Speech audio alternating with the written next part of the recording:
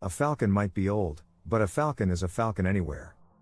And on June 7, 2025, high above the contested skies of Kursk, the Falcon flew with vengeance. The world watched in disbelief as news broke. Ukraine had shot down a Russian Su-35, one of Moscow's crown jewels of airpower. Not with a next-gen stealth fighter. Not with a lucky surface-to-air strike. But with an F-16. Yes, the same F-16 some called a relic of the Cold War. But make no mistake, this relic just rewrote the rules of aerial dominance. For those paying attention, this wasn't just a skirmish in the clouds. This was an earthquake, a strategic kill that flipped assumptions and rattled the high command in Moscow. A $386,000 aew&c missile, guided by pinpoint battlefield intelligence, brought down an $85 million jet that Russia claimed was near invincible. Ukraine didn't just shoot down a plane, it shattered a myth. The Su-35, supposedly the crown jewel of Russian aerial supremacy, was hunted down and eliminated mid-flight. But how? That answer lies in the convergence of old war machines and cutting-edge systems that make them lethal again. Ukraine's F-16 didn't fly blind. It didn't wander into enemy territory hoping for a clean shot. This was a networked, coordinated, high-tech execution involving not just the pilot, but a digital ecosystem that turned the battlefield into a symphony of silent communication. Enter Sweden's ASC 890 airborne early warning and control aircraft, a Saab 340 aew&c, equipped with long-range radar and advanced tracking capabilities. But even more crucially, enter Link 16. Link 16. The backbone of modern NATO air operations. A tactical data link network that turns solitary fighters into nodes in a flying supercomputer. It's what makes the F-16 dangerous again. With Link 16, that Ukrainian pilot wasn't just relying on what they could see. They were tapping into a live, encrypted digital web of real-time data, supplied by the ASC 890, satellites, ground-based radar, and other aircraft. Through this link, situational awareness became near omniscient. The Su-35, flying over Kursk, may have believed it had the advantage. It didn't know it was already being tracked, painted, and targeted long before it ever knew a threat was in the sky. The kill wasn't just a feat of bravery, it was a masterclass in 21st century warfare. The F-16 locked onto the Su-35 from beyond visual range. Using AIM-120M missiles, supersonic, radar-guided, with inertial navigation and active radar seekers, the Ukrainian jet didn't even need to see the enemy to destroy it.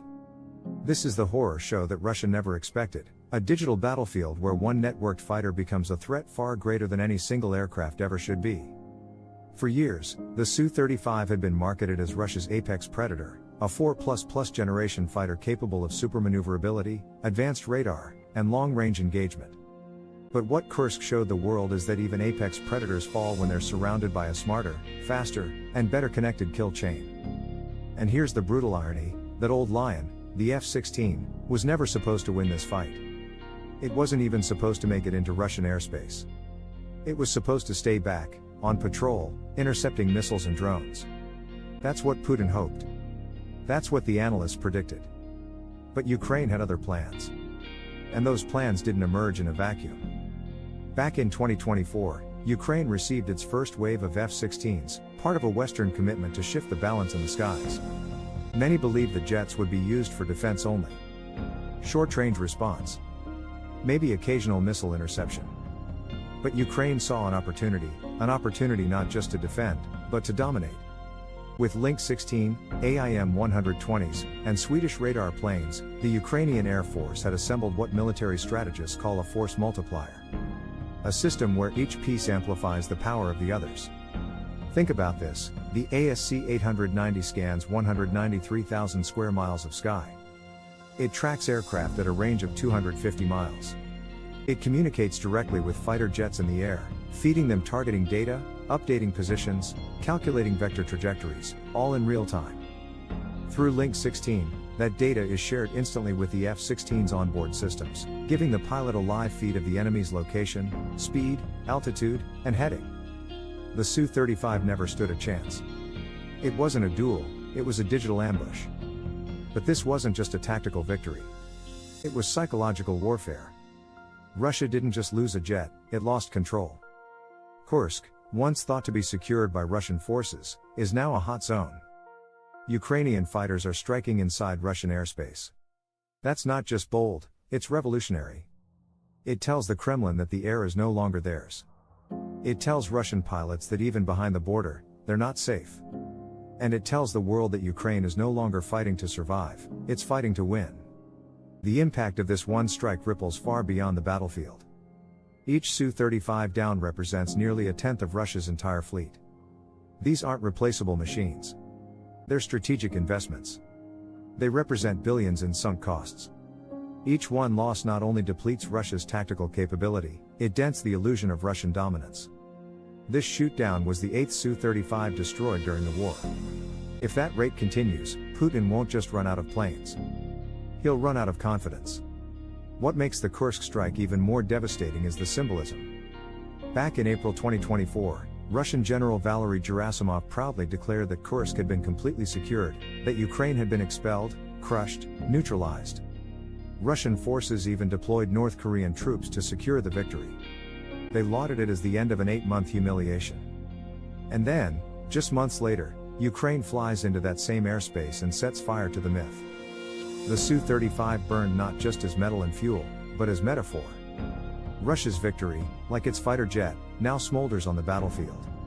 Meanwhile, Ukraine is becoming more confident, more aggressive, and more connected. Every F-16 that takes to the sky now does so with battlefield intelligence pulsing through its systems. The Swedes gave Ukraine 2 aew&c 890s, and they've made all the difference. Ukraine doesn't send jets into combat blind. It hunts with precision. It listens to the radar. It waits for the data. And then, it strikes.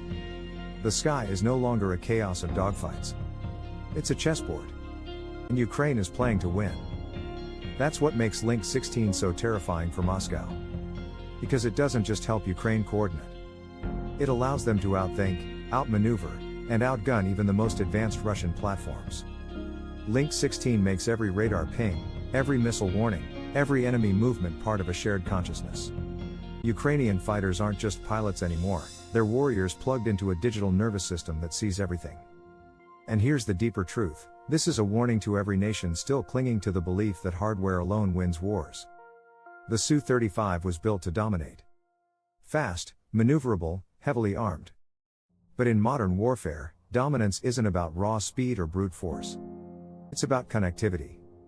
It's about data. It's about who sees first, and who fires first. Ukraine saw. Ukraine fired. And Russia fell. Some experts say it may have been a lucky strike. Others speculate about surface-to-air involvement. Maybe even a mirage. But most credible sources agree, this was an F-16 kill, aided by Swedish radar and guided by Link 16. It was clinical. Surgical. Devastating. What's next? That's the question gnawing at Putin's generals. If Ukraine is now willing to strike across the border, if they're using their F-16s offensively, how long until every inch of Russian airspace bordering Ukraine becomes a danger zone? How long until every Su-35 pilot flying near Kursk feels the cold, silent stare of a radar lock from 70 miles away? Because this is no longer about one jet, one strike, or one day in June. This is about momentum. Ukraine has cracked open the door to air superiority, and it's not closing it anytime soon. With more F-16s arriving, more Link 16 networks expanding, and more Western aid in the pipeline, the tide in the skies is turning. And to those who still doubt the F-16, remember this, age is not weakness. Legacy is not irrelevance. The F-16 was built in a different era, yes, but it was born to fight. With the right upgrades, the right missiles, and the right network behind it, it doesn't just survive on the modern battlefield. It dominates. So let the world take note. On June 7th, the old lion roared. And in Kursk, Russia learned the hard way. That when the lion hunts, not even the apex predator is safe.